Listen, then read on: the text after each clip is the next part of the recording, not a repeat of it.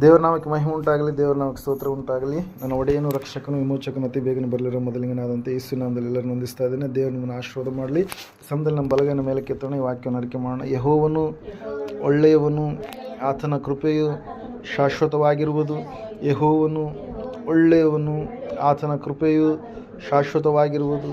ಯೆಹೋವನು ಒಳ್ಳೆಯವನು, ಆತನ ಕೃಪೆಯು ಶಾಶ್ವತವಾಗಿರುವುದು. ಆಮೇನ್, ಆಮೇನ್, ಆಮೇನ್. ಹಲ್ಲೆಲೂಯಾ.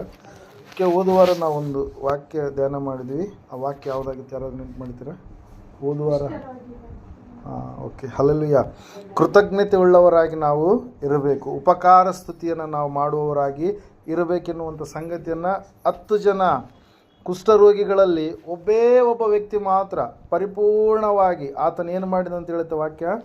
ದೇವರಿಗೆ ಉಪಕಾರ ಸ್ತುತಿ ಮಾಡಿದ. ತಾನು ಹೊಂದಿಕೊಂಡಂಥ ಸ್ವಸ್ಥತೆಯನ್ನು, ತನ್ನಲ್ಲಿ ಆದಂಥ ಬದಲಾವಣೆಯನ್ನು, ತನ್ನಲ್ಲಿ ದೇವರು ಮಾಡಿದಂಥ ಅದ್ಭುತ ಕಾರ್ಯವನ್ನು ನೆನೆಸಿ ದೇವರ ಬಳಿಗೆ ಬಂದು ದೇವರಿಗೆ ಒಂದು ವಂದನೆಯನ್ನು ಹೇಳುವುದಕ್ಕಾಗಿ ಆತನು ಹೊರಟು ಬಂದ ಎಂಬುದಾಗಿ, ದೇವರನ್ನು ಸ್ತುತಿಸಿದನು ಎಂಬುದಾಗಿ ಓದುವಾರ ನಾವು ನೋಡಿದಂಥವರಾಗಿದೆ. ಇನ್ನೂ ಅನೇಕ ಸಂಗತಿಗಳನ್ನು ನಾವು ಧ್ಯಾನ ಮಾಡಿದ್ದೇವೆ. ಈ ಸಮಯದಲ್ಲಿ ಒಂದು ವಿಶೇಷವಾದ ಸಂದೇಶದ ಕಡೆಗೆ ನಾವು ಹೋಗೋಣ. ದೇವರ ಮಕ್ಕಳಾದಂಥ ನಾವು ತಪ್ಪಿಲ್ಲದವರಾಗಿ ಜೀವಿಸಬೇಕೆಂಬುವಂಥದ್ದು ದೇವರ ಒಂದು ಚಿತ್ತವಾಗಿದೆ ಪ್ರಿಯರೇ. ಹಲ್ಲೆಲೂಯಾ. ಈ ಲೋಕದಲ್ಲಿ ನಾವು ನೋಡುವಾಗ ಅಂತ್ಯಕಾಲದಲ್ಲಿ ಭಯಂಕರವಾದಂಥ ಕಾರ್ಯಕೃತ್ಯಗಳನ್ನು ನಾವು ನೋಡ್ತಾ ಇದ್ದೇವೆ. ಪಾಪ ಎನ್ನುವಂಥದ್ದು ಮಿತಿಮೀರಿ ಬೆಳೆದಿರತಕ್ಕಂಥ ಕಾಲ. ಹಲ್ಲೆಲೂಯಾ. Praise Lord. ಪಾಪ ಮಾಡುವುದಕ್ಕಾಗಿ ಮನುಷ್ಯರು ಎಂತಹ ಕೆಟ್ಟದಾಗಿರ್ತಕ್ಕಂಥ ಮಾರ್ಗಗಳನ್ನು ಕಂಡುಕೊಂಡಿದ್ದಾರೆ ಅಂತಂದರೆ, ಅವರು ಊಹೆಯಲ್ಲಿಯೂ ನಡತೆಯಲ್ಲೂ ಕೆಟ್ಟ ಹೃದಯವುಳ್ಳವರಾಗಿ ಭಯಂಕರವಾದಂಥ ರೀತಿಯಲ್ಲಿ ಅವ್ರು ಏನು ಮಾಡ್ತಾ ಇದ್ದಾರೆ ಅಂತ ಈ ಅಂತ್ಯಕಾಲದಲ್ಲಿ ಜೀವಿಸ್ತಾ ಇದ್ದಾರೆ ಪ್ರಿಯರ. ಆದರೆ ವಾಕ್ಯ ಹೇಳುತ್ತೆ, ಸತ್ಯವೇದ ಹೇಳುತ್ತೆ, ನಾವು ದೇವರ ಮಕ್ಕಳಾದಂಥ ನಾವು ತಪ್ಪಿಲ್ಲದವರಾಗಿ ನಡೆಯುವವರಾಗಬೇಕು. ಹಲ್ಲೆಲೂಯಾ. ಯಾಕೆ ತಪ್ಪಿಲ್ಲದವರಾಗಿ ನಾವು ನಡಿಬೇಕಂತಂದರೆ, ತಪ್ಪಿಲ್ಲದೆ ನಡೆಯೋದರಿಂದ ಏನಾದರೂ ಪ್ರಯೋಜನ ಇದೆಯಾ, ತಪ್ಪಿಲ್ಲದೆ ನಡೆಯೋದ್ರಿಂದ ಏನಾದರೂ ಆಶೀರ್ವಾದ ಇದೆಯಾ ಎಂಬುದಾಗಿ ನಾವು ನೋಡುವಾಗ ಖಂಡಿತವಾಗಿ ಇದೆ ಎಂಬುದಾಗಿ ಸತ್ಯವೇದ ಹೇಳುತ್ತೆ. ನಾವು ಅಂದ್ಕೊಳ್ತೀವಿ, ನೋಡಪ್ಪ ಅವ್ರು ಎಷ್ಟು ತಪ್ಪು ಮಾಡ್ತಾ ಇದ್ದಾರೆ, ಎಷ್ಟು ಪಾಪಗಳು ಮಾಡ್ತಾ ಇದ್ದಾರೆ, ಎಷ್ಟು ಅಹಂಕಾರದಿಂದ ಗರ್ವದಿಂದ ಅವರು ಮೆರಿತಾ ಇದ್ದಾರೆ, ಅವರಿಗೆ ಎಲ್ಲ ರೀತಿಯಿಂದಲೂ ಸಮೃದ್ಧಿ ಅವ್ರು ಕಾಣ್ತಾ ಇದ್ದಾರೆ. ನಾವು ದೇವರಿಗೆ ಭಯಪಟ್ಟು ಒಳ್ಳೆಯವರಾಗಿ ಒಳ್ಳೆ ನಡತೆ ಉಳ್ಳವರಾಗಿ ನಡೀತಾ ಇದ್ದೀವಿ, ಆದರೆ ನಾವು ಕಷ್ಟದಲ್ಲಿಯೇ ಇದ್ದೇವೆ ಎಂಬುದಾಗಿ ಅನೇಕ ಸಾರಿ ನಮ್ಮ ಮನಸ್ಸು ಏನು ಮಾಡ್ತಾ ಇರುತ್ತೆ, ನಮ್ಮ ಸಂಗಡ ಮಾತಾಡ್ತಾ ಇರುತ್ತೆ. ಹಲ್ಲೆಲೂಯಾ. ಪ್ರಿಯರೇ, ಆದರೆ ವಾಕ್ಯ ಹೇಳುತ್ತೆ, ಸತ್ಯವೇದ ಹೇಳುತ್ತೆ ಪ್ರಿಯರೇ, ನಿನಗೆ ಕಾಣದ ಹಾಗೆ ಅವರು ಭಯಂಕರವಾದಂಥ ಶೋಧನೆಗಳಲ್ಲಿ, ಸಮಸ್ಯೆಗಳಲ್ಲಿ ಅವರು ಜೀವಿಸ್ತಾ ಇರ್ತಾರೆ. ನಿನ್ನ ಕಣ್ಣೆದುರಿಗೆ ಒಂದು ವೇಳೆ ಅವರಿಗೆ ಉನ್ನತವಾದಂಥ ಆಸ್ತಿ, ಉನ್ನತವಾದಂಥ ಸ್ಥಾನದಲ್ಲಿ ಲೋಕದ ಪರವಾಗಿ ಅವರು ಕಾಣ್ತಾ ಇದ್ರೂ ಕೂಡ ಅದು ಅವರಿಗೆ ಏನು ಕೊಡ್ತಾ ಇಲ್ಲ, ಆತ್ಮೀಯ ಆಶೀರ್ವಾದವನ್ನು ಕೊಡ್ತಾ ಇಲ್ಲ, ಸಮಾಧಾನವನ್ನು, ನಿಜ ಸಮಾಧಾನವನ್ನು ಅವರು ಹೊಂದಿಕೊಳ್ಳೋದಕ್ಕೆ ಸಾಧ್ಯ ಆಗ್ತಾ ಇಲ್ಲ. ಆದರೆ ವಾಕ್ಯ ಹೇಳುತ್ತೆ, ಸತ್ಯವೇದ ಹೇಳುತ್ತೆ, ನಿನ್ನ ದೇವರನ್ನು ನಂಬಿ ನಡೆದುಕೊಳ್ಳುವಾಗ ನೀನು ಪ್ರೀತಿ, ಸಂತೋಷ, ಸಮಾಧಾನವನ್ನು ನೀನು ಹೊಂದಿಕೊಳ್ಳೋದಕ್ಕೆ ಸಾಧ್ಯವಾಗುತ್ತೆ. ದೀರ್ಘಶಾಂತಿ, ಆತ್ಮನ ಫಲವನ್ನು ನೀವೆಲ್ಲರೂ ಹೊಂದಿಕೊಳ್ಳೋದಕ್ಕೆ ಸಾಧ್ಯ ಆಗುತ್ತೆ ಪ್ರಿಯರೇ. ಅದಕ್ಕಾಗಿ ನಾವು ನೋಡ್ತಾ ಇದ್ದೇವೆ, ನಾವು ತಪ್ಪಿಲ್ಲದವರಾಗಿ ಜೀವಿಸುವವರಾಗಬೇಕು. ನಮ್ಮ ದೇವರಲ್ಲಿ ತಪ್ಪು ಎಣಿಸುವಂಥವ್ರು ಯಾರು ಕೂಡ ಇಲ್ಲ, ಯಾಕಂದರೆ ಆತನು ಪರಿಶುದ್ಧನೆಂಬುದಾಗಿ ವಾಕ್ಯ ಹೇಳುತ್ತೆ. ಹಲ್ಲೆಲೂಯಾ. ಅದಕ್ಕಾಗಿ ಯೂದನು ಒಂದು ಸಾರಿ ನಾವು ನೋಡುವಾಗ, ಯೂದನು ಯೇಸು ಸ್ವಾಮಿಯನ್ನು ಹಿಡಿದು ಕೊಡ್ತಾನೆ. ಎಷ್ಟಕ್ಕೆ? 30 ಬೆಳ್ಳಿ ನಾಣ್ಯಗಳಿಗೆ. ಹಲ್ಲೆಲೂಯಾ. ಆತನಲ್ಲಿ ಯಾವ ತಪ್ಪು ಇಲ್ಲ ಅಂತೇಳಿ ಅಲ್ಲಿರ್ತಕ್ಕಂಥ ಅನೇಕರು ಹೇಳ್ತಾ ಇದ್ದಾರೆ. ಹಲ್ಲೆಲೂಯಾ. ಆತನ ಶಿಷ್ಯರ ಕಣ್ಣಿಗೆ ಆತನಲ್ಲಿ ಯಾವ ತಪ್ಪು ಕಾಣಲಿಲ್ಲ. ಇಬ್ರಿಯರಿಗೆ ಬರೆದ ಪತ್ರಿಕೆಯಲ್ಲಿ ನಾವು ನೋಡ್ತಾ ಇದ್ದೇವೆ, ಆತನಲ್ಲಿ ಏನು ತಪ್ಪು ಇಲ್ಲ, ಯಾವ ಪಾಪವಿಲ್ಲದ ಪಾವನ ಮೂರ್ತಿ ಯೇಸು ಸ್ವಾಮಿ ಎಂಬುದಾಗಿ. ಹಲ್ಲೆಲೂಯಾ. ಅಲ್ಲ, ನೋಡ್ತಾ ಇದ್ದ ಸ್ವಂತ ಹಿಡಿದು ಕೊಟ್ಟಿರ್ತಕ್ಕಂಥ ಯೂದನೇ ಹೇಳ್ತಾ ಇದ್ದ, ಇಸ್ಕರಿಯೋತ 27ನೇ ಮತ್ತಾಯನ ಬರೆದ ಸುವಾರ್ತೆ 4ನೇ ವಚನದಲ್ಲಿ, ತಪ್ಪಿಲ್ಲದವನನ್ನು ಮರಣಕ್ಕೆ ಒಪ್ಪಿಸಿಕೊಟ್ಟು ಪಾಪ ಮಾಡಿದನು ಎಂಬುದಾಗಿ. ಇದು ಎಂತಹ ತಪ್ಪು ರೀ, ಮನುಷ್ಯರದಲ್ಲ ಇದು. ಹಲ್ಲೆಲೂಯಾ. ಆ ಯೇಸು ಸ್ವಾಮಿ ಹುಟ್ಟುತ್ತಲೇ ಆತನಲ್ಲಿ ಪಾಪವಿಲ್ಲ, ಆತನ ಜೀವಿತ ಚರಿತ್ರೆಯಲ್ಲಿ ಪಾಪದ ಚುಕ್ಕೆ ಒಂದು ಕೂಡ ಇಲ್ಲ. ಅದಕ್ಕಾಗಿ ಆತನು ಹೇಳ್ತಾ ಇದ್ದಾನೆ ಏನಂತ ಹೇಳಿ, ನನ್ನಲ್ಲಿ ಪಾಪ ಇದೆ ಎಂಬುದಾಗಿ ನಿಮ್ಮಲ್ಲಿ ತೋರಿಸಿಕೊಡುವವರು ಯಾರಿದ್ದೀರಿ ಎಂಬುದಾಗಿ ಲೋಕಕ್ಕೆ ಸವಾಲಾಗ್ತಾ ಇದ್ದಾನೆ. ನಿಮ್ಮಲ್ಲಿ ಯಾರಲ್ಲಿ ಪಾಪ ಇಲ್ವೋ ಅವರು ಕಲ್ಲನ್ನು ಎತ್ತಿಕೊಳ್ಳಿರಿ ಎಂಬುದಾಗಿ ಪಾಪವುಳ್ಳಂಥ ವ್ಯಭಿಚಾರ ಸ್ತ್ರೀಯ ಮುಂದೆ, ಅವರೆಲ್ಲರ ಮುಂದೆ ಹೇಳಿದಾಗ ಎಲ್ಲರೂ ಕೂಡ ಕಲ್ಲುಗಳನ್ನು ತೆಗೆದುಕೊಂಡು ಬಂದಂಥ ಕಲ್ಲುಗಳನ್ನು ಬಿಟ್ಟಾಕಿದ್ರು ಪ್ರಿಯರೇ. ಅಂದರೆ ಏನರ್ಥ? ಎಲ್ಲ ಮನುಷ್ಯರು ಪಾಪಿಗಳು, ಯೇಸು ಕ್ರಿಸ್ತನು ಮಾತ್ರ ಪರಿಶುದ್ಧನೆ ಎಂಬುದಾಗಿ. ಹಲ್ಲೆಲೂಯಾ.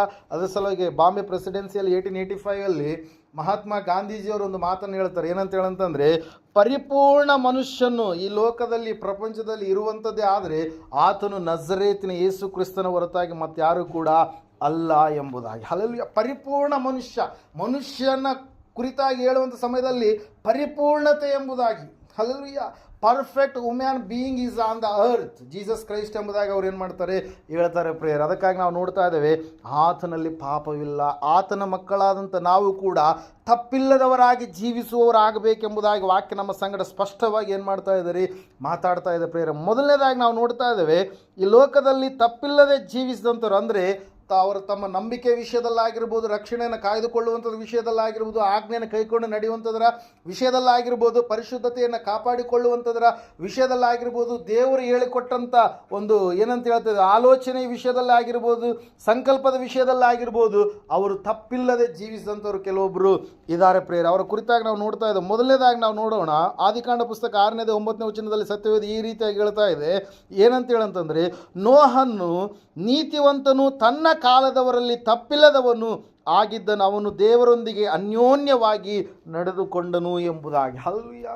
ಇಲ್ಲಿ ನಾವು ನೋಡ್ತಾ ಇದ್ದೇವೆ, ಆದಿಕಾಂಡ ಪುಸ್ತಕ 6ನೇ ಅಧ್ಯಾಯ ಅಂದ ತಕ್ಷಣ ನಮ್ಮೆಲ್ಲರಿಗೆ ನೆನಪಾಗುವಂಥದ್ದೇನ್ರಿ, ಜಲಪ್ರಳಯ ಎಂಬುದಾಗಿ.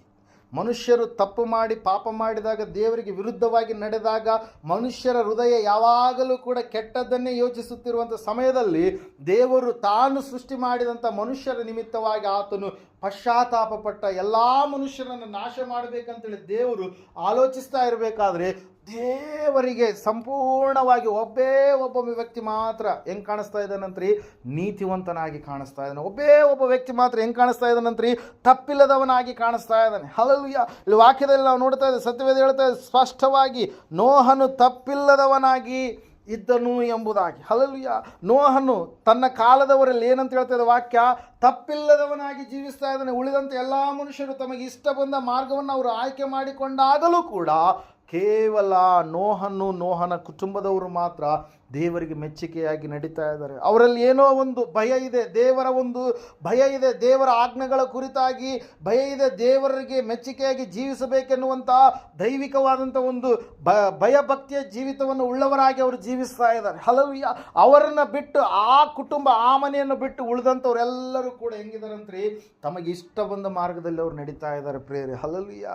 ದೇವರಿಗೆ ಭಯಪಡುವಂಥದ್ದಿಲ್ಲ, ದೇವರ ಆಜ್ಞೆಗಳು ಒಳಗಾಗಿ ಜೀವಿಸುವಂಥದ್ದಿಲ್ಲ, ಸುಳ್ಳು ಹೇಳ್ತಾ ಇದ್ದಾರೆ, ವ್ಯಭಿಚಾರ ಕಾರ್ಯ ಮಾಡ್ತಾ ಇದ್ದಾರೆ, ದೇಹವನ್ನು ಹಾಳು ಮಾಡಿಕೊಳ್ಳುವಂಥ ದುರ್ಚಟಗಳಿಗೆ ಬಲಿಯಾಗಿದ್ದಾರೆ, ಭಯಂಕರವಾದಂಥ ಸ್ಥಿತಿಗತಿಗಳುಳ್ಳವರಾಗಿ ಜೀವಿಸ್ತಾ ಇದ್ದಾರೆ. ಕೊಟ್ಟ ದೇವರನ್ನ ಏನು ಮಾಡ್ತಾ ಇಲ್ಲ ರೀ, ಉಪಕಾರ ಸ್ತುತಿ ಮಾಡ್ತಾ ಇಲ್ಲ, ದೇವರಿಗೆ ಮಹಿಮೆ ತರೋ ರೀತಿಯಲ್ಲಿ ತಮ್ಮ ಜೀವಿತವನ್ನು ಜೀವಿಸ್ತಾ ಇಲ್ಲ. ಅದಕ್ಕಾಗಿ ನಾವು ನೋಡ್ತಾ ಇದ್ದೇವೆ, ಇವತ್ತಿನ ದಿವಸ ನಾನು ಹೇಳಿದ ಏನಂತೇಳಿ, ತಪ್ಪಿಲ್ಲದೆ ಜೀವಿಸುವುದರಿಂದ ಬರುವಂಥ ಆಶೀರ್ವಾದ ಏನಾದರೂ ಇದೆಯಾ ಅಂತೇಳಿ. ಹಲ್ಲೆಲೂಯಾ.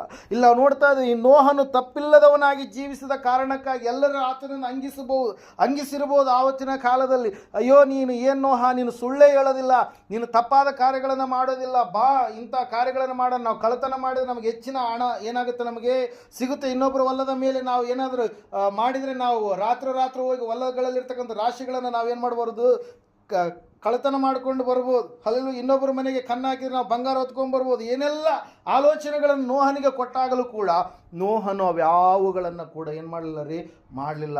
ಆ ಪಾಪಕ್ಕೆ ನೋಹ ಏನು ಮಾಡಿದ, ನೋ ಎಂಬುದಾಗಿ ಹೇಳಿದ. ಹಲ್ಲೆಲೂಯಾ. ಇವತ್ತಿನ ದಿವಸದಲ್ಲಿ ನಾವು ನೋಡ್ತಾ ಇದ್ದೇವೆ ಪ್ರೇರೆ, ಅಂತಹ ನೋಹನ ಕುರಿತಾಗಿ ಸತ್ಯವೇದ ಹೇಳ್ತಾ ಇದೆ, ತಪ್ಪಿಲ್ಲದವನಾಗಿ ನಡೆದುಕೊಂಡ ಕಾರಣಕ್ಕಾಗಿ ದೇವರು ಈ ಒಂದು ಭೂಮಿಯ ಮೇಲೆ ಅಲ್ಲಿಯವರೆಗೆ ಮಳೆ ಎನ್ನುವಂಥದ್ದನ್ನೇ ಬರಮಾಡಿದ್ದಿಲ್ಲ. 6ನೇ ಅಧ್ಯಾಯದವರೆಗೆ ನಾವು ನೋಡ್ತಾ ಇದ್ದೇವೆ. ಆದರೆ ಯಾವಾಗ ದೇವರು ಹೇಳಿದರು, ನಾನು ಈ ಜನರನ್ನೆಲ್ಲರೂ ನಾಶನ ಮಾಡ್ತೀನಿ, ಆದರೆ ನಿನ್ನ ಕುಟುಂಬವನ್ನು ನಾನು ಉಳಿಸ್ತೀನಿ, ನನಗೆ ನಿನ್ನ ಮೇಲೆ ದಯೆ ಇದೆ ಎಂಬುದಾಗಿ, ನನಗೆ ನಿನ್ನ ಮೇಲೆ ಕರುಣೆ ಇದೆ ಎಂಬುದಾಗಿ, ನನ್ನ ಕೃಪೆಯನ್ನು ನಿನಗೆ ನಾನು ತೋರಿಸ್ತೀನಿ ಎಂಬುದಾಗಿ ಹೇಳಿದ ಸಮಯದಲ್ಲಿ ಪ್ರಿಯರೇ, ದೇವರೊಂದು ಆಲೋಚನೆ ಕೊಟ್ಟರು, ನೀನು ನಾವೆಯನ್ನು ಕಟ್ಟು ಎಂಬುದಾಗಿ. ಹಲ್ಲೆಲೂಯಾ. ಹಡಗನ್ನು ಕಟ್ಟು ಎಂಬುದಾಗಿ ಹೇಳಿದಾಗ ದೇವರ ವಾಕ್ಯದಲ್ಲಿ ನಾವು ನೋಡ್ತಾ ಇದ್ದೇವೆ, ದೇವರು ಹೇಳಿದಂತೆ ನೋಹನ್ ಏನು ಮಾಡಿದಂತೆ ಎಲ್ಲ ಕಾರ್ಯಗಳನ್ನು ಮಾಡಿ ಮುಗಿಸಿದ. ಹಲ್ಲೆಲೂಯಾ. ಪ್ರೇಯರ್. ಅದಕ್ಕಾಗಿ ನಾವು ನೋಡ್ತಾ ಇದ್ದೇವೆ ಪ್ರಿಯರೇ, ಆ ನೋಹ ತಪ್ಪಿಲ್ಲದವನಾಗಿ ನಡೆದ ಕಾರಣಕ್ಕಾಗಿ ಜಲಪ್ರಳಯದಿಂದ ಇಡೀ ಭೂಮಿಯ ಮೇಲಿರ್ತಕ್ಕಂಥ ಎಲ್ಲ ಮನುಷ್ಯರು ನಾಶವಾಗಿ ಹೋದಾಗಲೂ ಕೂಡ ನೋಹನ ಕುಟುಂಬ, ನೋಹನ ಮಕ್ಕಳು ಮಾತ್ರ ಏನಾಗಲಿಲ್ಲ, ನಾಶ ಆಗಲಿಲ್ಲ ಪ್ರಿಯರೇ. ಹಲ್ಲೆಲೂಯಾ. ಅದಕ್ಕಾಗಿ ನಾವು ನೋಡ್ತಾ ಇದ್ದೇವೆ, ಭಯಂಕರವಾದಂಥ ಜಲಪ್ರಳಯ ಬಂದು ಎಲ್ಲ ಮನುಷ್ಯರನ್ನು ನಾಶ ಮಾಡ್ತು. ಆದರೆ ದೇವರು ಮತ್ತೆ ಆಮೇಲೆ ನೋಹನ ಸಂಗಡ ಒಡಂಬಡಿಕೆ ಮಾಡಿಕೊಂಡ, ಆಕಾಶದಲ್ಲಿ ಒಂದು ಏನನ್ನ ಇಟ್ಟನರಿ, ಚಿಹ್ನೆಯನ್ನು ಇಟ್ಟ. ಏನು ಚಿಹ್ನೆ ಇಟ್ಟನ ಹೇಳ್ರಿ? ಮುಗಿಲು ಬಿಲ್ಲು ಬರುತ್ತಲ್ಲ, ಏನಂತ ಹೇಳ್ತೀವಿ, ರೇನ್ಬೋ ಅಂತ ಹೇಳ್ತೀವಲ್ಲ, ಏನಂತ ಕಾಮನ ಬಿಲ್ ಅಂತಿರಲ್ಲ ನೀವು, ಅದನ್ನು ಇಟ್ಟ ದೇವರು, ಅದನ್ನು ಇಟ್ಟು ಏನಂತ ಹೇಳಿದ, ಇನ್ನು ಮುಂದೆ ಜಲಪ್ರಳಯದ ಮೂಲಕವಾಗಿ ಭೂಮಿಯನ್ನು ಸರ್ವನಾಶ ನಾನು ಮಾಡೋದಿಲ್ಲ. ಅಲ್ಲಲ್ಲೇ ನಾಶ ಆಗ್ಬೋದು ಹೊರತಾಗಿ ಇಡೀ ಭೂಮಿನೇ ಏನಾಗಲ್ಲ, ನಾಶ ಆಗಲ್ಲ ಎಂಬುದಾಗಿ ಹೇಳಿದ ಪ್ರಿಯರೇ. ಹಲ್ಲೆಲೂಯಾ. ಅದಕ್ಕಾಗಿ ನಾವು ನೋಡ್ತಾ ಇದ್ದೇವೆ ಪ್ರಿಯರೇ, ನೋಹನ ಕುಟುಂಬ ತಪ್ಪಿಲ್ಲದವರಾಗಿ ನೋಹನ ನಡೆದ ಕಾರಣಕ್ಕಾಗಿ ಸಂಪೂರ್ಣವಾಗಿ ಆ ಜಲಪ್ರಳಯದಿಂದ ಅವ್ರು ಏನಾದ್ರು ರೀ ಬದುಕಿ ಉಳಿದ್ರು ಪ್ರಿಯರೇ. ಆದರೆ ಆವತ್ತಿನ ಸಮಯದಲ್ಲಿ ಆ ಕಾಲದಲ್ಲಿ ಇರ್ತಕ್ಕಂಥ ಎಲ್ಲ ಜನರು ಏನಾದರೂ ನಾಶವಾಗಿ ಹೋದ್ರು ಪ್ರಿಯರೇ. ಇಲ್ಲಿ ನಾವು ನೋಡ್ತಾ ಇದ್ದೀವಿ, ಸತ್ಯವೇದ ಹೇಳ್ತಾ ಇದೆ ಸ್ಪಷ್ಟವಾಗಿ, ನಾನು ನೀನು ತಪ್ಪಿಲ್ಲದವರಾಗಿ ನಡೆಯುವಾಗ ದೇವರು ನಮ್ಮನ್ನು ಏನು ಮಾಡ್ತಾನಾತ, ರಕ್ಷಿಸ್ತಾನೆ ಪ್ರಿಯರೇ. ದೇವರು ವಾಕ್ಯ ಹೇಳುತ್ತೆ, ಸತ್ಯವೇದ ಹೇಳುತ್ತೆ, ಜಲಪ್ರಳಯದ ಮೂಲಕವಾಗಿ ಈ ಲೋಕ ನಾಶವಾಗಿದೆಯಲ್ಲ, ಇನ್ನು ಮುಂದೆ ಏನಾಗುತ್ತಂತೆ, ಅಗ್ನಿ ಪ್ರಳಯ ಆಗಲಿಕ್ಕಿದೆ ಅಂತೆ. Hallelujah, praise lord. Sodom Gomorrah ಪಟ್ಟಣ ನಾಶವಾಗುವಂಥ ಸಮಯದಲ್ಲಿ ಆಕಾಶದಿಂದ ಅಗ್ನಿ ಗಂಧಕಗಳು ಕೆಳಗಡೆ ಬಿದ್ದು, ಎಲ್ಲೋ ಸಿಡಿಲು ಬಿದ್ದರೆ ಇಲ್ಲಿ ಭಯಪಡ್ತೀವಿ ನಾವು. ಹಲ್ಲೆಲೂಯಾ. ಸಿಡಿಲುಗಳೇ ಬೀಳುವಂಥ ಒಂದು ಭಯಂಕರವಾದಂಥ ಕಾಲ ಬರಲಿಕ್ಕಿದೆ ಪ್ರಿಯರೇ. ಅದಕ್ಕಾಗಿ ವಾಕ್ಯ ಹೇಳ್ತಾ ಇದೆ, ಅಂತಹ ಕಾಲ ಬರುವಂಥ ಸಮಯದಲ್ಲಿ ಎಲ್ಲ ಮನುಷ್ಯರು ನಾಶವಾಗಿ ಹೋಗ್ತಾರೆ. ಆದರೆ ನಾವು ನೋಡ್ತಾ ಇದ್ದೇವೆ, ಯಾರು ರಕ್ಷಿಸಲ್ಪಟ್ಟಿರ್ತಾರೋ ಅವರನ್ನು ಕ್ರಿಸ್ತನ್ ಏನು ಮಾಡ್ತಾನೆ, ತನ್ನ ಬಳಿಗೆ ಕರೆದುಕೊಳ್ತಾನೆ ಪ್ರಿಯರೇ. ಅದಕ್ಕಾಗಿ ನಾವು ನೋಡ್ತಾ ಇದ್ದೇವೆ, ಸತ್ಯವೇದ ಹೇಳ್ತಾ ಇದೆ, ಸಂಪೂರ್ಣವಾಗಿ ತಪ್ಪಿಲ್ಲದವರಾಗಿ ನಾವು ಜೀವಿಸೋಣ. ಯಾವ ಸುಳ್ಳು ನಿಮ್ಮ ಬಾಯಿಂದ ಹೊರಡಬಾರ್ದು, ಯಾವ ಕೆಟ್ಟದಾದಂಥ ಮಾತನ್ನು ನೀವು ಮಾತಾಡಬಾರ್ದು, ನೀವು ಯಾವ ಕೆಟ್ಟದಾದ ಮಾರ್ಗದಲ್ಲಿ ನೀವು ನಡೆಯಬಾರ್ದು. ಸೃಷ್ಟಿಕರ್ತನಿಗೆ ಒಳಗಾಗಿ ವಿಧೇಯರಾಗಿ ನೀವು ಜೀವಿಸುವಾಗ ಸಂಪೂರ್ಣವಾಗಿ ಅದು ನಿಮ್ಮನ್ನು ಆಶೀರ್ವಾದದ ಕಡೆಗೆ ನಡೆಸುವಂಥದ್ದಾಗಿದೆ. ನಿಮ್ಮ ಆತ್ಮ ರಕ್ಷಣೆ ಹೊಂದಬೇಕಾದರೆ ನೀವು ತಪ್ಪಿಲ್ಲದವರಾಗಿ ಜೀವಿಸುವಂಥದ್ದು ಎಷ್ಟೋ ಅವಶ್ಯಕ. Hallelujah, praise Lord. ನಾವು ನೋಡ್ತಾ ಇದ್ದೇವೆ, ಸ್ವರ್ಗ ಸೇರಬೇಕಂತೇಳಿ ಎಲ್ಲರ ಆಸೆ, ದೇವರ ಸಮೀಪಕ್ಕೆ ಸನ್ನಿಧಾನಕ್ಕೆ ಸಮ್ಮುಖದಲ್ಲಿ ನಿಲ್ಲಬೇಕಂತೇಳಿ ಎಲ್ಲರಿಗೂ ಆಸೆ. ಆದರೆ ಯಾವ ರೀತಿಯಾಗಿ ನಿಲ್ಲಬೇಕಂತೇಳಿ ಗೊತ್ತಿರಲಾರ್ದೆ ಈ ಲೋಕದಲ್ಲಿ ಸಂಪೂರ್ಣವಾಗಿ ಪಾಪ ಕಾರ್ಯಗಳನ್ನು ಮಾಡಿ ತಪ್ಪುಳ್ಳವರಾಗಿ ಜೀವಿಸಿದರೆ ಪರಲೋಕ ಸ್ವರ್ಗ ಸಿಗೋದಕ್ಕೆ ಸಾಧ್ಯ ಇಲ್ಲ. ದೇವರಿಗೆ ವಿಧೇಯರಾಗಿರುವಾಗ ದೇವರು ಖಂಡಿತವಾಗಿ ಅದನ್ನು ನಮಗೇನು ಮಾಡ್ತಾನೆ, ಅನುಗ್ರಹಿಸ್ತಾನೆ ಪ್ರಿಯರೇ. Hallelujah, praise. ಎರಡನೇದಾಗಿ ನಾವು ನೋಡ್ತಾ ಇದ್ದೇವೆ, ನೋಹನು ತಪ್ಪಿಲ್ಲದೆ ಜೀವಿಸಿದ ಕಾರಣಕ್ಕಾಗಿ ನೋಹನ್ ಏನು ಮಾಡಿದ್ನರಿ, ಜಲಪ್ರಳಯದಲ್ಲಿ ಎಲ್ಲರೂ ನಾಶವಾದರೂ ಕೂಡ ನೋಹನ ಕುಟುಂಬ ಮಕ್ಕಳು ಮಾತ್ರ ಏನಾಗಲಿಲ್ಲ, ನಾಶವಾಗಲಿಲ್ಲ ಪ್ರಿಯರೇ. ಎರಡನೇದಾಗಿ ನಾವು ನೋಡ್ತಾ ಇದ್ದೇವೆ, ತಪ್ಪಿಲ್ಲದೆ ಜೀವಿಸಿರ್ತಕ್ಕಂಥ ಯೋಬನ ಕುರಿತಾಗಿ ದೇವರು ಸಾಕ್ಷಿ ಕೊಡ್ತಾ ಇದ್ದಾನೆ. ಏನಂತ ಹೇಳಂತಂದ್ರೆ, ಯೋಬನು ತನ್ನ ಕಾಲದವರಲ್ಲಿ ಏನು ಮಾಡ್ತಾ ಇಲ್ಲ ಅಂತವನು, ಕೆಟ್ಟದ್ದನ್ನು ನಿರಾಕರಿಸುತ್ತಾ ದೇವರಲ್ಲಿ ಭಯಭಕ್ತಿ ಉಳ್ಳವನಾಗಿ ನಿರ್ದೋಷಿಯಾಗಿ ಏನು ಮಾಡ್ತಾ ಇದ್ದಾನೆ, ಯಥಾರ್ಥ ಚಿತ್ತನಾಗಿ ಇದ್ದಾನೆ. ಅವನಿಗೆ ಸಮಾನನು ಭೂಲೋಕದಲ್ಲಿ ಎಲ್ಲಿಯೂ ಕೂಡ ಸಿಕ್ಕುವುದಿಲ್ಲ. ಹಲ್ಲೆಲೂಯಾ. ಯೋಬನ ಕುರಿತಾಗಿ ನಮಗೇನು ಗೊತ್ತಿಲ್ಲ ಅಂತ ಹೇಳಲ್ಲ, ಯೋಬನ ಕುರಿತಾಗಿ ನಮ್ಮೆಲ್ಲರಿಗೂ ಕೂಡ ಚೆನ್ನಾಗಿ ಗೊತ್ತು. ಯೋಬನ ಕುಟುಂಬ, ಯೋಬನಿಗೆ 10 ಜನ ಮಕ್ಕಳು, 7 ಜನ ಗಂಡು ಮಕ್ಕಳು, 3 ಜನ ಹೆಣ್ಣು ಮಕ್ಕಳು, ಮತ್ತು 7 ಜನ ಸೊಸೆಯಂದರು, 3 ಜನ ಅಳಿಯಂದ್ರು. Hallelujah, price. ಈ ರೀತಿಯಾಗಿ ನಾವು ನೋಡಿಕೊಳ್ಳೋಕೆ ಒಂದು 20 ಜನರು ಮತ್ತು ಅವ್ರ ಮೊಮ್ಮಕ್ಕಳು ಎಷ್ಟಿದ್ದಾರೋ ಅದೆಲ್ಲ ಸತ್ಯವೇದದಲ್ಲಿ ಬರೆಯಲ್ಪಟ್ಟಿಲ್ಲ.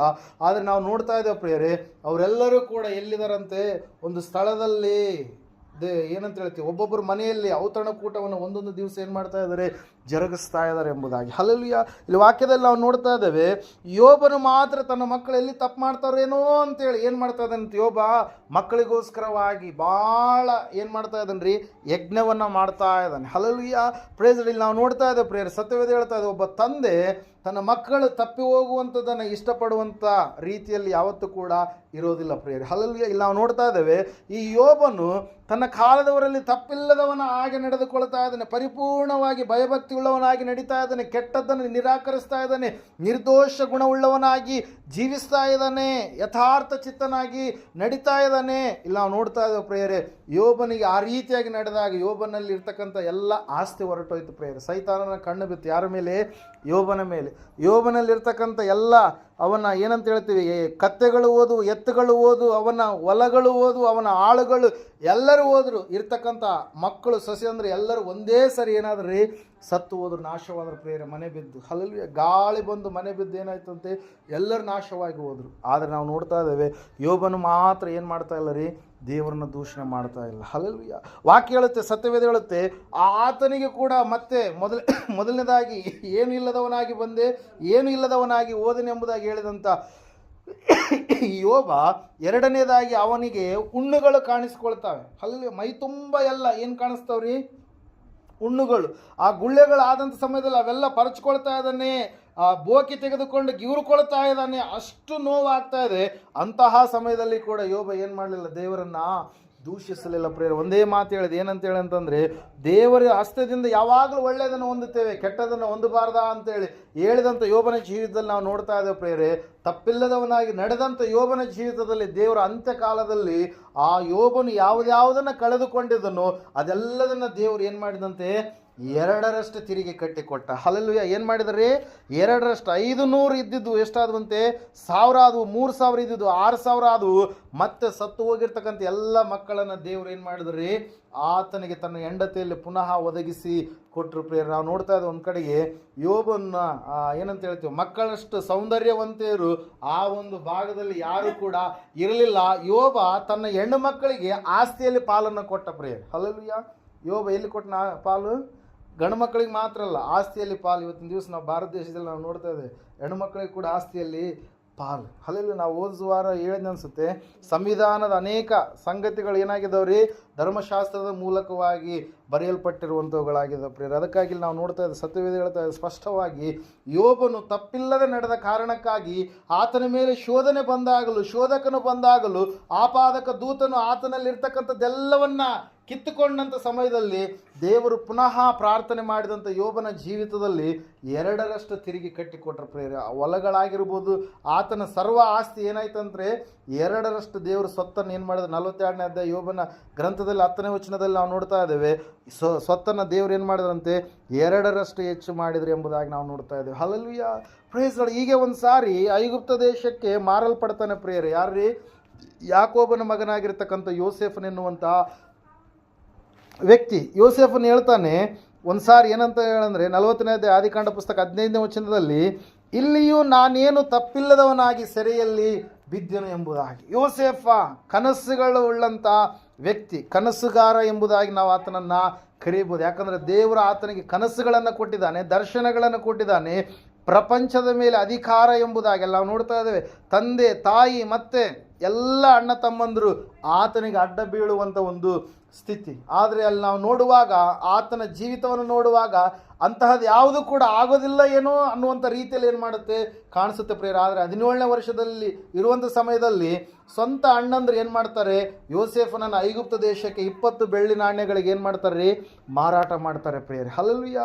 Price Lord. ಯೋಸೇಫನು ಯಾವ ತಪ್ಪಿಲ್ಲದವನಾಗಿ ಇದ್ದಾಗಲೂ ಕೂಡ ದೇವರು ಕೊಟ್ಟಿರ್ತಕ್ಕಂಥ ದರ್ಶನವನ್ನು, ಕನಸನ್ನು ತಂದೆಯವರಿಗೂ ತಿಳಿಸಿದ, ಅಣ್ಣಂದ್ರಿಗೂ ಕೂಡ ತಿಳಿಸಿದ. ಅಣ್ಣವರು ಅವನ ಮೇಲೆ ಸಿಟ್ಟು ಮಾಡಿದ್ರು, ನಾವು ದೊಡ್ಡವರು, ನಾವು ನಿನ್ನ ಮೇಲೆ ನಿನ್ನ ಮುಂದೆ ಅಡ್ಡ ಬೀಳೋದಕ್ಕೆ ಸಾಧ್ಯ ಎಂಬುದಾಗಿ. ಹಲ್ಲೆಲೂಯಾ. ವಾಕ್ಯ ಹೇಳುತ್ತೆ, ಸತ್ಯವೇದ ಹೇಳುತ್ತೆ, ಯೋಸೇಫನು 44ನ ಮನೆಯಲ್ಲಿ ಇದ್ದಾಗಲೂ ತಪ್ಪಿಲ್ಲದವನಾಗಿ ನಡೆದ, ಪರಿಶುದ್ಧನಾಗಿ ನಡೆದ.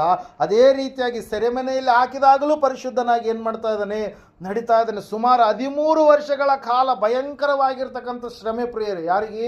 ಯೋಸೇಫನಿಗೆ. ಆದರೂ ಕೂಡ ವಾಕ್ಯ ಹೇಳ್ತಾ ಇದೆ, ಸತ್ಯವೇದ ಹೇಳ್ತಾ ಇದೆ ಸ್ಪಷ್ಟವಾಗಿ, ತಪ್ಪು ಮಾಡುವುದಕ್ಕೆ ಅವಕಾಶ ಸಂದರ್ಭಗಳೆಲ್ಲವೂ ಕೂಡ ಇದ್ದಾಗಲೂ ಕೂಡ ಯೌವನಸ್ಥನಾಗಿರ್ತಕ್ಕಂಥ ಯೋಸೇಫ ಯಾವ ವಿಷಯದಲ್ಲಿ ಏನಾಗಲಿಲ್ಲ ರೀ, ತಪ್ಪಿ ನಡೆಯಲಿಲ್ಲ ಪ್ರಿಯರೇ. ಅದಕ್ಕಾಗಿ ನಾವು ನೋಡ್ತಾ ಇದ್ದೇವೆ, ವಾಕ್ಯ ಹೇಳ್ತಾ ಇದೆ ಸ್ಪಷ್ಟವಾಗಿ ಏನಂತ ಹೇಳಂತಂದರೆ, ಯೋಸೇಫನ ಜೀವಿತ ಅಂತ್ಯದಲ್ಲಿ ನಾವು ನೋಡುವಾಗ ದೇವರು ಯಾವ ಒಂದು ವರವನ್ನು ಯೋಸೇಫನಿಗೆ ಕೊಟ್ಟಿದ್ನೋ ಅದೇ ಒಂದು ವರದ ಮೂಲಕವಾಗಿ ಯಾವ ಐಗುಪ್ತ ದೇಶದಲ್ಲಿ ಗುಲಾಮನಾಗಿ ಹೋಗಿದ್ನೋ ದೇವರು ಎಲ್ಲರೂ ಕೂಡ ಯೋಸೇಫನಿಗೆ ಗೌರವ ತರುವಂಥ ದೊಡ್ಡದಾಗಿರ್ತಕ್ಕಂಥ ಸರ್ವಾಧಿಕಾರಿಯಾಗಿ ಆತನ ಏನು ಮಾಡ್ತಾನೆ ರೀ, ಫರೋಹನ ನಂತರದ ಸ್ಥಾನವನ್ನು ಆತನ ಏನು ಮಾಡ್ತಾನೆ, ಅಲಂಕರಿಸ್ತಾನೆ ಪ್ರಿಯರೇ. ಪ್ರಧಾನಮಂತ್ರಿ ಸ್ಥಾನವನ್ನು, ಸರ್ವಾಧಿಕಾರಿ ಸ್ಥಾನವನ್ನು ಯೋಸೇಫನ್ನು ಏನು ಮಾಡ್ತಾನೆ, ಅಲಂಕರಿಸ್ತಾನೆ. ಅಷ್ಟು ಮಾತ್ರವಲ್ಲದೆ ಸ್ವಂತ ಅಣ್ಣಂದ್ರೆ ಆತನಿಗೆ ಬಂದು ಏನು ಮಾಡ್ತಾರೆ, ಈಗ ಅಡ್ಡ ಬೀಳ್ತಾರೆ ಪ್ರಿಯರೇ, ಆಹಾರದ ವಿಷಯಕ್ಕಾಗಿ. ಅದಕ್ಕಾಗಿ ನಾವು ನೋಡ್ತಾ ಇದ್ದೇವೆ, ತಪ್ಪಿಲ್ಲದವರಾಗಿ ನಾವು ನಡೆಯುವಾಗ ನಾವು ಅಂದುಕೊಳ್ತಾ ಇರ್ತೀವಿ, ಯಾಕಪ್ಪ ನಾವು ಈ ರೀತಿಯಾಗಿ ನಡೆಯುವಂಥದ್ದು, ನಾವು ಕೂಡ ಅವ್ರ ರೀತಿಯಲ್ಲಿ ತಪ್ಪುಗಳನ್ನು ಮಾಡ್ಬೋದು, ಪಾಪ ಮಾಡೋದಕ್ಕೆ ಅನೇಕ ಅವಕಾಶಗಳಿದಾವಲ್ಲ ಅಂತೇಳಿ. ಆದರೆ ಹಂಗೆ ಅಂದ್ಕೊಂಡು ನಾವು ಒಂದು ವೇಳೆ ಆ ರೀತಿಯಾಗಿ ಏನಾದ್ರು ತಪ್ಪುಗಳನ್ನು ಮಾಡಿದರೆ ಖಂಡಿತವಾಗಿ ಆ ತಪ್ಪುಗಳೇ ನಮ್ಮನ್ನು ಏನು ಮಾಡ್ತವೆ, ಆಳ್ವಿಕೆ ಮಾಡಿ ಆಶೀರ್ವಾದದಿಂದ ನಮ್ಮನ್ನು ಏನು ಮಾಡ್ತವೆ, ತಪ್ಪಿಸ್ತವೆ ಪ್ರಿಯರೇ. ತಪ್ಪಿಲ್ಲದವರಾಗಿ ದೇವ್ರು ನಡಿಬೇಕಂತ ಹೇಳಿದನಲ್ವಾ, ಅದೇ ರೀತಿಯಾಗಿ ನಡೆಯುವಾಗ ಮುಂದೆ ಖಂಡಿತವಾಗಿ ಅದು ಏನು ಕೊಡುತ್ತದು, ಫಲವನ್ನು ಕೊಡುತ್ತೆ. ಅದಕ್ಕಾಗಿ ನಾವು ನೋಡ್ತಾ ಇದ್ದೀವಿ, ಸತ್ಯವೇದ ಹೇಳ್ತಾ ಇದ್ದೀವಿ ಸ್ಪಷ್ಟವಾಗಿ, ಕೀರ್ತನೆಗಳ ಪುಸ್ತಕ 1ನೇ ಕೀರ್ತನೆ 3ನೇ ವಚನದಲ್ಲಿ, ಅಂಥ ಮರವು ತಕ್ಕ ಕಾಲದಲ್ಲಿ ಫಲ ಕೊಡುತ್ತದಲ್ಲ. ಯಾವ ಮರ ಅಂತೆ? ನೀರಿನ ಕಾಲುವೆಗಳ ಬಳಿಯಲ್ಲಿ ಬೆಳೆದಿರ್ತಕ್ಕಂಥ ಮರ, ಅಂದರೆ ಕ್ರಿಸ್ತನ ಸಮೀಪದಲ್ಲಿರ್ತಕ್ಕಂಥ ಜನರು. ನೀರಂತಂದ್ರೆ ಏನು? ದೇವರ ವಾಕ್ಯ. ಹಲ್ಲೆಲೂಯಾ. ನೀರಿನ ಕಾಲುವೆ ಬಳಿಯಲ್ಲಿರ್ತಕ್ಕಂಥ ಮರ ಹೆಂಗಿರುತ್ತೆ ಹೇಳ್ರಿ? ಯಾವಾಗಲೂ ಹಚ್ಚ ಹಸಿರಿರುತ್ತೆ. ಹಳ್ಳದ ಪಕ್ಕದಾಗಿರ್ತಕ್ಕಂಥ ಮರಗಳು ಒಣಗೋಗಿರ್ತಾವ, ಹೆಂಗಿರ್ತವೆ? ಹಚ್ಚಿಗಿರ್ತವೆ. ಹಲ್ಲೆಲೂಯಾ. ಫಲಗಳನ್ನು ಯಾವಾಗಲೂ ಫಲಕಾಲದಲ್ಲಿ ಫಲವನ್ನು ಬಿಡ್ತಾ ಇರ್ತವೆ. ಅದೇ ರೀತಿಯಾಗಿ ಯಾವ ವ್ಯಕ್ತಿ ಅಂತ್ರಿ ದೇವರ ಧರ್ಮಶಾಸ್ತ್ರವನ್ನು ಹಗಲು ಇರುಳು ಧ್ಯಾನಿಸುತ್ತಾ ದೇವರ ಮಾರ್ಗದಲ್ಲಿ ಸ್ಥಿರವಾಗಿ ನಡೆಯುವಂಥ ವ್ಯಕ್ತಿ ಯಾರಿರ್ತಾನೋ, ತಪ್ಪಿಲ್ಲದವನಾಗಿ ನಡೆಯುವವನು ಯಾರಿರ್ತಾನೋ, ಖಂಡಿತವಾಗಿ ಆ ವ್ಯಕ್ತಿಯು ಕೂಡ ತಕ್ಕ ಕಾಲದಲ್ಲಿ ಏನು ಕೊಡ್ತಾನಂತೆ? ಫಲ ಕೊಡ್ತಾನೆ. ಅವನ ಕಾರ್ಯಗಳೆಲ್ಲವೂ ಕೂಡ ಏನಾಗುವಂತೆ? ಸಫಲವಾಗುವು ಎಂಬುದಾಗಿ. ಅದಕ್ಕಾಗಿ ಪ್ರೇರ ದೇವ್ರ ವಾಕ್ಯ ನಮ್ಮ ಸಂಗಡ ಮಾತಾಡ್ತಾ ಇದೆ, ಪ್ರೇರೇಪಿಸ್ತಾ ಇದೆ. ತಪ್ಪಿಲ್ಲದವರಾಗಿ ನಾವು ನಡೆಯೋಣ. ಇನ್ನೊಬ್ಬರಿಗೆ ಹೋಲಿಕೆ ಮಾಡಿಕೊಳ್ಳುವಂಥದ್ದು ಬೇಡ. ಅವರು ಸುಳ್ಳು ಹೇಳ್ತಾರೆ ಅಂತೇಳಿ ನಾವು ಸುಳ್ಳು ಹೇಳುವಂಥದ್ದು ಬೇಡ. ಅವರು ಕೆಟ್ಟಾದ ಕಾರ್ಯಗಳನ್ನು ಮಾಡ್ತಾರೆ ಅಂತೇಳಿ ನಾವು ಮಾಡುವಂಥದ್ದು ಬೇಡ. ಅವರು ದೇವರನ್ನು ಬಿಟ್ಟು ಬೇರೆ ಬೇರೆ ಕಡೆಗೆ ಅಲೆದಾಡ್ತಾ ಇದ್ದಾರೆ ಅಂತೇಳಿ ನಾವು ಅಲ್ಲಿಗೆ ಅಲೆದಾಡುವಂಥದ್ದು ಬೇಡ. ನಮ್ಮ ದೇವರು ಶ್ರೇಷ್ಠನಾದಂಥ ದೇವರು, ಒಬ್ಬನೇ ದೇವರು, ಸೃಷ್ಟಿಕರ್ತನಾದ ದೇವರು, ನಮಗೋಸ್ಕರವಾಗಿ ನಮ್ಮನ್ನು ನರಕದಿಂದ ತಪ್ಪಿಸುವುದಕ್ಕೋಸ್ಕರವಾಗಿ ತನ್ನ ಪ್ರಾಣವನ್ನು ಕೊಟ್ಟು ನಮ್ಮನ್ನು ಬದುಕಿಸಿರ್ತಕ್ಕಂತಹ ದೇವರು. ಆ ದೇವರಿಗೆ ಒಳಗಾಗಿ ನಾವು ಜೀವಿಸೋಣ ಪ್ರಿಯರೇ. ಹಲ್ಲೆಲೂಯಾ. ಪ್ರೇಜ್ಗಳು. ಇದರ ಕುರಿತಾಗಿ ಇನ್ನೂ ಅನೇಕ ಅಂಶಗಳನ್ನು ನಾವು ಮುಂದಿನ ವಾರ ಧ್ಯಾನ ಮಾಡೋಣ. ಈ ಸಮಯದಲ್ಲಿ ನಾವೆಲ್ಲರೂ ನಿಂತುಕೊಳ್ಳೋಣ, ಪ್ರಾರ್ಥನೆ ಮಾಡೋಣ. ತಪ್ಪಿಲ್ಲದೆ ನಡೆದಿರ್ತಕ್ಕಂಥ ನೋಹ ತನ್ನ ಕುಟುಂಬವನ್ನು ಜಲಪ್ರಳಯದಿಂದ ರಕ್ಷಿಸಿಕೊಂಡ.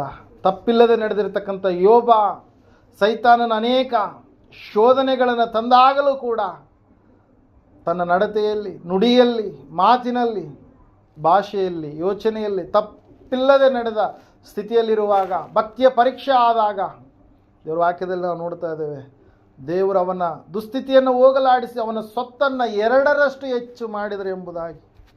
ಸಹೋದರ ಸಹೋದರಿಯೇ, ತಪ್ಪಿಲ್ಲದೆ ನಡೆಯೋಣವಾ? ದೇವರು, ನಮ್ಮ ದೇವರು ತಪ್ಪಿಲ್ಲದ ದೇವರು. ಆತನು ಲೋಕಕ್ಕೆ ಸವಾಲಾಕಿದಂಥ ದೇವರು. ಆತನ ಕುರಿತಾಗಿ ಸ್ವಂತ ಯೂದನೇ ಸಾಕ್ಷಿ ಕೊಡ್ತಾ ಇದ್ದಾನೆ. ಅಯ್ಯೋ, ತಪ್ಪಿಲ್ಲದ ಆತನನ್ನು ನಾನು ಹಿಡಿದುಕೊಟ್ಟು ಬಿಟ್ಟು ಪಾಪ ಮಾಡಿಬಿಟ್ಟೆನಲ್ಲ ಎಂಬುದಾಗಿ. ಸಹೋದರ ಸಹೋದರಿಯೇ, ಯೇಸುವನ್ನು ನಂಬಿದಂಥ ಮಗನು ಮಗಳಾದಂಥ ನೀನು ತಪ್ಪಿಲ್ಲದೆ ಜೀವಿಸುವಾಗ ಖಂಡಿತವಾಗಿ ಬರಬೇಕಾದಂಥ ಆಶೀರ್ವಾದ ನೀನು ಹೊಂದಿಕೊಳ್ಳೋದಕ್ಕೆ ಸಾಧ್ಯವಾಗುತ್ತೆ. ಯೋಸೇಫನು ತಪ್ಪು ಮಾಡೋದಕ್ಕೆ ಏನೆಲ್ಲ ಅವಕಾಶ ಇದ್ದಾಗಲೂ ಕೂಡ, ಯೌವನಸ್ಥನಾಗಿದ್ದಾಗಲೂ ಕೂಡ ಆತನು ತಪ್ಪು ಮಾಡೋದಕ್ಕೆ ಪ್ರೇರೇಪಿಸಲ್ಪಡಲಿಲ್ಲ, ತಪ್ಪಾದ ಕಾರ್ಯಗಳನ್ನು ಮಾಡಲಿಲ್ಲ. ಆತನನ್ನು ಹಿಂಬಾಲಿಸಿ ಪಾಪ ಬಂದಾಗಲೂ ಕೂಡ ಆ ಪಾಪವನ್ನು ಬಿಟ್ಟು ಓಡಿ ಹೋದನೆಂಬುದಾಗಿ ವಾಕ್ಯದಲ್ಲಿ ನಾವು ನೋಡ್ತಾ ಇದ್ದೇವೆ. ಸಹೋದರ ಸಹೋದರಿ, ಈ ಸಮಯದಲ್ಲಿ ನಾವು ಪ್ರಾರ್ಥನೆ ಮಾಡೋಣ. ದೇವಾ, ತಪ್ಪಿಲ್ಲದ ಜೀವಿತವನ್ನು ನನಗೂ ಕೂಡ ಅನುಗ್ರಹ ಮಾಡಪ್ಪ. ತಪ್ಪಿಲ್ಲದೆ ಜೀವಿಸಿರ್ತಕ್ಕಂಥ ನೋಹ ರಕ್ಷಿಸಲ್ಪಟ್ಟ ಹಾಗೆ ನಾನು ಕೂಡ ತಪ್ಪಿಲ್ಲದೆ ಜೀವಿಸುವಂತೆ ಸಹಾಯ ಮಾಡಿ ನಡೆಸು. ತಪ್ಪಿಲ್ಲದ ಜೀವಿಸಿರ್ತಕ್ಕಂಥ ಯೋಬನು 2ರಷ್ಟು ಆಶೀರ್ವಾದವನ್ನು ಹೊಂದಿಕೊಂಡಂತೆ ನಾನು ಕೂಡ ತಪ್ಪಿಲ್ಲದೆ ಜೀವಿಸುವಾಗ ಕರ್ತನೆ, ನನ್ನ ಸ್ವತ್ತನ್ನು ಕೂಡ ನಿನ್ನ ಆಶೀರ್ವದಿಸು, ಹೆಚ್ಚಿಸಯ್ಯ. ತಪ್ಪಿಲ್ಲದೆ ಜೀವಿಸಿರ್ತಕ್ಕಂಥ ಯೋಸೇಫನ್ನು ಉನ್ನತ ಸ್ಥಾನದಲ್ಲಿ ಯಾವ ರೀತಿಯಾಗಿ ಒಯ್ಯಲ್ಪಟ್ಟನು, ಅದೇ ರೀತಿಯಾಗಿ ನನ್ನ ಜೀವಿತ ಕೂಡ ಕರ್ತನೆ ಉನ್ನತವಾದಂಥ ಸ್ಥಾನದಲ್ಲಿ ನಿಲ್ಲುವಂತೆ ನೀನು ಸಹಾಯ ಮಾಡು ಎಂಬುದಾಗಿ ಪ್ರಾರ್ಥನೆ ಮಾಡೋಣ. ಮಹೋನ್ನತನು ಮಹಾಪರಿಶುದ್ಧನಾದ ಮಹಾದೇವರು, ನಿಮಗೆ ಸ್ತೋತ್ರಗಳಪ್ಪ. ಕೇಳಿದಂಥ ವಾಕ್ಯ, ಬಿತ್ತಿದಂಥ ಬೀಜ 100ರಷ್ಟು ಫಲ ಕೊಡುವಂತೆ ಸಹಾಯ ಮಾಡಿ ನಡೆಸಪ್ಪ. ದೇವರೇ, ನೀನು ನಂಬಿದಂಥ ಮಕ್ಕಳು ಯಾವ ವಿಷಯದಲ್ಲಿ ಇವರು ತಪ್ಪಿ ಹೋಗದ ಹಾಗೆ ನೀವು ತಾನೇ ಇವರ ಸಂಗಡ ಜೊತೆಗಿದ್ದು ನಡೆಸ್ತಾ ಬರಬೇಕೆಂಬುದಾಗಿ ಕರ್ತನೆ ದೇವರೇ ಪ್ರಾರ್ಥಿಸ್ತಾ ಇದ್ದೇವಪ್ಪ. ಕಾಯ ವಾಚ ಮಾನಸ ಪರಿಶುದ್ಧತೆ ಪವಿತ್ರತೆಯನ್ನು ದಯಪಾಲಿಸಿ. ನೀವು ಹೇಳಿದಿರಿ ಸ್ವಾಮಿ, ನಾನು ಪರಿಶುದ್ಧನಾದ ದೇವರು, ನಾನು ಪರಿಶುದ್ಧನಾಗಿರುವಂತೆ ನೀವೂ ಕೂಡ ಪರಿಶುದ್ಧರಾಗಿ ಇರಬೇಕು ಎಂಬುದಾಗಿ. ನಾನೇ ನಿಮ್ಮ ದೇವರು, ನಾನಲ್ಲದೆ ನಿಮಗೆ ಬೇರೆ ದೇವರುಗಳು ಇರಬಾರದು ಎಂಬುದಾಗಿ ನೀನು ಹೇಳಿದೆಯಪ್ಪ. ಕರ್ತನೆ ದೇವರೇ, ಕರ್ತನೆ ನಿನಗೆ ಮೆಚ್ಚುಗೆಯಾದ ರೀತಿಯಲ್ಲಿ ನಾವೆಲ್ಲರೂ ಜೀವಿಸುವಂತೆ ಕರ್ತನೆ ಭಕ್ತರು ಯಾವ ರೀತಿಯಾಗಿ ನಡೆದುಕೊಂಡರು, ಅವರು ಕರ್ತನೆ ಹಿಂಬಾಲಿಸಿದ್ರು, ಅದೇ ಒಂದು ಭಕ್ತಿಯಲ್ಲಿ ನಾವು ಕೂಡ ನಿಲ್ಲುವಂತೆ ನೀವು ತಾನೇ ಸಹಾಯ ಮಾಡಿ ನಿನ್ನ ಚಿತ್ತ ನೆರವೇರಿಸಿ ನಡೆಸಿ ಮಹಿಮೊಂದುತ್ತಾ ಬರಬೇಕೆಂಬುದಾಗಿ. ಕೇಳಿದಂಥ ವಾಕ್ಯ, ಬಿತ್ತಿದಂಥ ಬೀಜ ಕರ್ತನೆ 100ರಷ್ಟು ಫಲಿಸಲ್ಪಡಲಿ ಎಂಬುದಾಗಿ. ಕರ್ತನೆ ಯಾವ್ಯಾವ ಅವಶ್ಯಕತೆಗಳು ಸ್ವಾಮಿ ನಿನ್ನ ಮುಂದೆ ಇಟ್ಟಿದ್ದಾರೆ, ಎಲ್ಲ ಅವಶ್ಯಕತೆಗಳನ್ನು ಈಡೇರಿಸಯ್ಯ, ಪೂರೈಸಯ್ಯ. ಪ್ರತಿಯೊಂದು ಕೊರತೆಗಳು ಯೇಸುವಿನ ನಾಮದಲ್ಲಿ ನೀಗಿ ಹೋಗಲಯ್ಯ. ಆರೋಗ್ಯ, ಆನಂದ, ಸಂತೋಷ, ಸಮಾಧಾನ ಇವರು ಹೊಂದಿಕೊಳ್ಳುವಂತೆ. ಮಕ್ಕಳ ಎಕ್ಸಾಮ್ಸ್ಗಳ ವಿಷಯದಲ್ಲಿ ಉನ್ನತವಾದಂಥ ರೀತಿಯಲ್ಲಿ ಫಲಿತಾಂಶವನ್ನು ಇವರು ಕಂಡು ಒಳ್ಳೆಯ ಸಾಕ್ಷಿ ನುಡಿಯುವಂತೆ ಸಹಾಯ ಮಾಡಿ ನಡೆಸಬೇಕೆಂಬುದಾಗಿ. ಕರ್ತನೆ, ಇನ್ನು ಯಾರು ಇವರಲ್ಲಿ ರಕ್ಷಣೆ ಹೊಂದಿಲ್ವೋ ಅವರು ಕೂಡ ರಕ್ಷಿಸಲ್ಪಡುವಂತೆ ಅವರ ಜೀವಿತಗಳನ್ನು ನೀವು ತಾನೇ ಮಾರ್ಪಡಿಸಿ ನಡೆಸಬೇಕೆಂಬುದಾಗಿ. ನಿನಗೋಸ್ಕರವಾಗಿ ಜೀವಿಸುವ ಒಂದು ವೈರಾಗ್ಯವುಳ್ಳಂಥ ಭಯಭಕ್ತಿಯ ಜೀವಿತವನ್ನು ಸ್ವಾಮಿ ಇವರು ಕಟ್ಟಿಕೊಳ್ಳುವ ಹಾಗೆ, ಅನೇಕ ಆತ್ಮಗಳನ್ನು ನಿನಗೋಸ್ಕರವಾಗಿ ಸಂಪಾದನೆ ಮಾಡಿಕೊಳ್ಳುವ ಹಾಗೆ ಇವರ ಜೀವಿತವನ್ನು ಆಶೀರ್ವಾದ ಮಾಡಿ ನಡೆಸಿ ಮಹಿಮೊಂದುತ್ತಾ ಬರಬೇಕೆಂಬುದಾಗಿ. ಕುಟುಂಬದಲ್ಲಿರ್ತಕ್ಕಂಥ ಎಲ್ಲ ಅಲಜಡಿ ಸಮಸ್ಯೆಗಳನ್ನು ದೂರ ಮಾಡಪ್ಪ. ಎಲ್ಲ ಸಮಸ್ಯೆಗಳು ಪರಿಹಾರವಾಗಿ ಪ್ರತಿಯೊಂದು ಅಸಮಾಧಾನದ ಆತ್ಮಗಳೆಲ್ಲ ತೊಲಗಿಸಲ್ಪಟ್ಟು ಸಮಾಧಾನವನ್ನು ಹೊಂದಿಕೊಂಡು ಪ್ರತಿಯೊಂದು ಕೊರತೆಗಳೆಲ್ಲ ನೀಗಿಸಲ್ಪಟ್ಟು ಕರ್ತನೆ ಸಮೃದ್ಧಿಯನ್ನು ಇವರು ಹೊಂದಿಕೊಂಡು ಸಾಕ್ಷ್ಯ ಮಕ್ಕಳಾಗಿ ಜೀವಿಸಲಿಕ್ಕಾಗೊಂದು ಸಹಾಯ ನಡೆಸಿ ಮಹಿಮಂತ ಬರಬೇಕೆಂಬುದಾಗಿ ಅತಿ ಬೇಗನೆ ಬರಲಿರುವ ಯೇಸುವಿನ ನಾಮದಲ್ಲಿ ಪ್ರಾರ್ಥಿಸಿ ಬೇಡರ್ಪಿಸಿ ಹೊಂದಿದ್ದೇವೆ ಪರಮ ತಂದೆ, ಆಮೇನ್. ನಮ್ಮ ತಂದೆಯಾದ ದೇವರ ಶಾಶ್ವತವಾದ ಪ್ರೀತಿ, ಕುಮಾರನಾಗಿ ಬಂದರು ಯೇಸು ಕ್ರಿಸ್ತನ ಶಾಶ್ವತವಾದ ಕೃಪೆ, ಪರಿಶುದ್ಧಾತ್ಮ ದೇವರ ಶಾಶ್ವತವಾದ ಅನ್ಯನೀತಿ ನಡೆಸುವಿಕೆ, ಅಲಂಕರಿಸುವಿಕೆ, ಬಲಪಡಿಸುವಿಕೆ ಕೂಡಿ ಬಂದರೆ ಇವರ ಸಂಗಡಲ್ಲಿ ಸಕಲ ಸದ್ಭಕ್ತರ ಸಂಗಡಲ್ಲೂ ಪ್ರಪಂಚದಲ್ಲಿರುವ ಎಲ್ಲ ಮನುಷ್ಯರ ಸಂಗಡಲ್ಲೂ ಸದಾಕಾಲ ನೆಲೆಯಾಗಿರಲಿ ಸ್ವಾಮಿ, ಆಮೇನ್. ಯೇಸು ರಕ್ತಕ್ಕೆ ಜಯ, ಸಕಲ ಪಾಪಗಳ ಲಯ. ಯೇಸು ರಕ್ತಕ್ಕೆ ಜಯ, ಸಕಲ ಪಾಪಗಳ ಲಯ. ಯೇಸು ಪ್ರಭು ರಕ್ತಕ್ಕೆ ಸಂಪೂರ್ಣ ವಿಜಯ, ಸಕಲ ಪಾಪಗಳಿಗೆ ಅನಂತಕಾಲ ನಾಶನ. Hallelujah, hallelujah, hallelujah. ಸ್ತೋತ್ರಂ ಸ್ತೋತ್ರಂ ಸ್ತೋತ್ರಂ. ಆಮೇನ್, ಆಮೇನ್, ಆಮೇನ್.